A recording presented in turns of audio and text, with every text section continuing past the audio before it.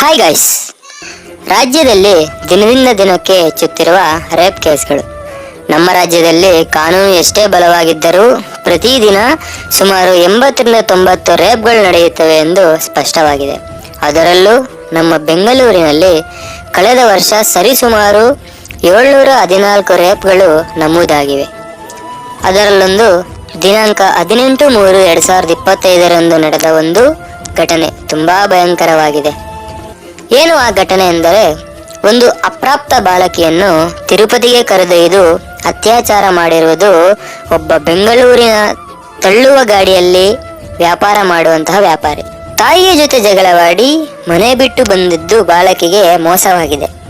ಪರಿಚಿತನೇ ನಂಬಿಸಿ ತಿರುಪತಿಗೆ ಕರೆದೊಯ್ದು ಅತ್ಯಾಚಾರ ಎಸಗಿದ ಕೆಟ್ಟ ಘಟನೆ ಬೆಂಗಳೂರಿನಲ್ಲಿ ನಡೆದಿದೆ. ದಾವಣಗೆರೆಯಲ್ಲಿ ಓದುತ್ತಿದ್ದ ಹುಡುಗಿ ತಾಯಿಯನ್ನು ಅನಾರೋಗ್ಯದ ಕಾರಣ ನೋಡಿಕೊಳ್ಳಲು ಬಂದಿದ್ದಳು.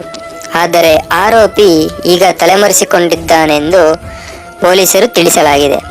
ಆರೋಪಿ ಮೇಲೆ ಪೋಕ್ಸೋ ಪ್ರಕರಣ ದಾಖಲಾಗಿದೆ.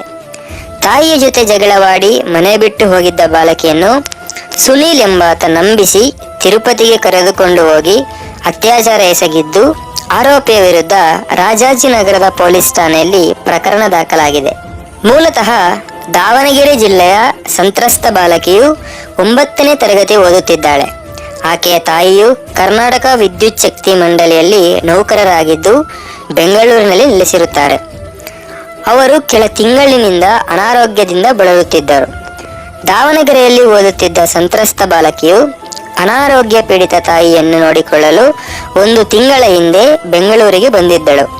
ಆಕೆಗೆ ಇತ್ತೀಚೆಗೆ ಇನ್ಸ್ಟಾಗ್ರಾಂನಲ್ಲಿ ಆರೋಪಿ ಸುನಿಲ್ ಪರಿಚಯವಾಗುತ್ತದೆ. ನಂತರ ಒಬ್ಬರಿಗೊಬ್ಬರು ಪರಸ್ಪರ ವಾಟ್ಸಾಪ್ನಲ್ಲಿ ಚಾಟ್ ಮಾಡುತ್ತಾ ಹಾಗೂ ಕರೆ ಮಾಡುತ್ತಾ ನಿರಂತರ ಸಂಪರ್ಕದಲ್ಲಿದ್ದರು. ಈ ಮಧ್ಯೆ ಸಂತ್ರಸ್ತ ಬಾಲಕಿಯು ಮಾರ್ಚ್ 13ರಂದು ತಾಯಿಯ ಜೊತೆ ಜಗಳವಾಡಿ ಮನೆ ಬಿಟ್ಟು ಬಂದು ಮೆಜೆಸ್ಟಿಕ್ನಲ್ಲಿ ಸುನಿಲ್ನನ್ನು ಭೇಟಿಯಾದಳು. ನಂತರ ಸುನಿಲ್ ತಿರುಪತಿ ದೇವಸ್ಥಾನಕ್ಕೆ ಹೋಗೋಣ ಎಂದು ಬಾಲಕಿಯನ್ನು ನಂಬಿಸಿ ತಿರುಪತಿಗೆ ಕರೆದೊಯ್ದಿದ್ದ. ಬಳಿಕ 3 ದಿನಗಳ ಕಾಲ ಬಾಲಕಿಯನ್ನು ಲಾಡ್ಜ್ನಲ್ಲಿ ಇರಿಸಿಕೊಂಡು ಅತ್ಯಾಚಾರ ಎಸಗಿದ್ದಾನೆ. ನಂತರ ಭಾನುವಾರ ಮಾರ್ಚ್ 16ರಂದು ಬಾಲಕಿಯನ್ನು ಬೆಂಗಳೂರಿಗೆ ಕರೆದುಕೊಂಡು ಬಂದಿದ್ದಾನೆ ಎಂದು ಪೊಲೀಸರು ತಿಳಿಸಿದ್ದಾರೆ. ಮನೆಗೆ ಮರಳಿದ ಬಾಲಕಿಯು ಆರೋಪಿ ಸುನಿಲ್ ತನ್ನನ್ನು ತಿರುಪತಿಗೆ ಕರೆದೊಯ್ದು ಅತ್ಯಾಚಾರ ಎಸಗಿದ ಸಂಗತಿಯನ್ನು ತಾಯಿಗೆ ತಿಳಿಸಿದ್ದಾಳೆ. ಬಳಿಕ ತಾಯಿಯು ಬಾಲಕಿಯನ್ನು ಪೊಲೀಸ್ ಠಾಣೆಗೆ ಕರೆದುಕೊಂಡು ಬಂದು ದೂರು ಕೊಟ್ಟಿದ್ದಾರೆ. ಮಕ್ಕಳ ವಿರುದ್ಧದ ದೌರ್ಜನ್ಯ ತಡೆ ಕಾಯ್ದೆಯಡಿ ಪ್ರಕರಣ ದಾಖಲಿಸಿಕೊಂಡಿದ್ದು ಸುನಿಲ್ ಬಂಧನ ಭೀತಿಯಿಂದ ತಲೆಮರೆಸಿಕೊಂಡಿದ್ದಾನೆ ಎಂದು ಪೊಲೀಸರು ಮಾಹಿತಿ ನೀಡಿದ್ದಾರೆ. ಆರೋಪಿ ಸುನಿಲ್ ಎಂಬಾತ ಮೂಲತಃ ಕೋಲಾರ ಜಿಲ್ಲೆ ಬಂಗಾರಪೇಟೆ ತಾಲೂಕಿನವನು. ಮೆಜೆಸ್ಟಿಕ್ನ ಸುತ್ತಮುತ್ತ ತಳ್ಳುವ ಗಾಡಿಯಲ್ಲಿ ಹಣ್ಣಿನ ವ್ಯಾಪಾರ ಮಾಡುತ್ತಾನೆ. ವಿವಾಹಿತನಾದ ಈತನಿಗೆ ಮಕ್ಕಳು ಕೂಡ ಇದ್ದಾರೆ. ಈತ ಬಾಲಕಿಯನ್ನು ಕರೆದೊಯ್ದಿರುವ ಮೆಜೆಸ್ಟಿಕ್ ಪ್ರದೇಶವು ಉಪ್ಪಾರಳ್ಳಿ ಪೊಲೀಸ್ ಠಾಣೆ ವ್ಯಾಪ್ತಿಯಲ್ಲಿದೆ. ಹಾಗಾಗಿ ಪ್ರಕರಣವನ್ನು ಹೆಚ್ಚಿನ ತನಿಖೆಗಾಗಿ ರಾಜಾಜಿನಗರ ಠಾಣೆಯಿಂದ ಉಪ್ಪಾರಳ್ಳಿ ಠಾಣೆಗೆ ವರ್ಗಾಯಿಸಲಾಗಿದೆ ಎಂದು ಹಿರಿಯ ಪೊಲೀಸ್ ಅಧಿಕಾರಿಗಳು ತಿಳಿಸಿದ್ದಾರೆ. ನೋಡಿ, ಆತನಿಗೆ ಮದುವೆಯಾಗಿ ಮಕ್ಕಳಿದ್ದರೂ ಸಹ ಈ ಕೃತ್ಯಕ್ಕೆ ಪಾಲಾಗಿದ್ದಾನೆ. ಆದ್ದರಿಂದ ಸೋಷಿಯಲ್ ಮೀಡಿಯಾವನ್ನು ಹೆಚ್ಚಾಗಿ ಬಳಸಬಾರದು. ಬಳಸಿದರೂ ಸಹ ಈ ರೀತಿ ಯಾರನ್ನು ನಂಬಬಾರದು. ತಿಳಿಯದವರನ್ನು, ಗೊತ್ತಿಲ್ಲದವರನ್ನು ಪರಿಚಯ ಮಾಡಿಕೊಂಡು ಅವರ ಜೊತೆ ಮಾತನಾಡುವುದು, ಭೇಟಿಯಾಗುವುದು ಮಾಡಬಾರದು. ಈ ಅತ್ಯಾಚಾರ ಎಸಗಿದ ವ್ಯಕ್ತಿಯ ಮೇಲೆ ಫೋಕ್ಸೋ ಆಕ್ಟ್ ದಾಖಲಾಗಿದೆ. ಫೋಕ್ಸೋ ಆಕ್ಟ್ ಅಂದರೇನು, ಅದರ ಬಗ್ಗೆ ನೆಕ್ಸ್ಟ್ ವಿಡಿಯೋದಲ್ಲಿ ಹೇಳುತ್ತೇನೆ.